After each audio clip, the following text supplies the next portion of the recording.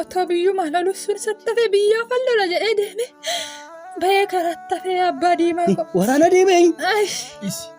Gootatu biyyaa du'a. Otumaan biyyaa. Gootatu biyyaa du'a. Otoo asumatti akkuma waaqeffatti fide dubartootuma sanitti illee. Abbaan diimaas goota ta'ee dubartoota sanitti illee du'ee jiraate. Reeffa isaallee dhabuun dhawwalladhan ture. Bara dhiirri meeqa guutee abbaan diimaa biyyaaf du'aa dhaqe.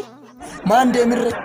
Karaa isaa Gondor jennaan inni dhiise gaan. Gootummaa qabatte. Haadha diimaa moo'inyuutti ilaannee deemna. Mandara keessaa yoon baate. Haadha diimaa moo'inyuutti ilaannee deemna. Bulbula. Oo. Namni farshoo bitu jira. Hin gaafannaa qofa baatanii akka ta'e. Immoo farsoo mana gaduu dhuftaa gammachuudha garuu. Nama baay'eetu as jira bara.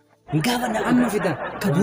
akka gootu namicha sachi taa'ee boosana gaafatu. Isatu itti gaafatamaa dhimma du'aati. Dunkaana isaa dhaabe. Farshoo bittu. Keessummaan isaan gaggeeffamu silaa kanaa dhufu. Namni dhumtu silaa mana jiru hin beektu dhaqni fidaa ta'u rakkoon jiru. Qarshii kenna. Walittaa jiru kaffalama maal taate.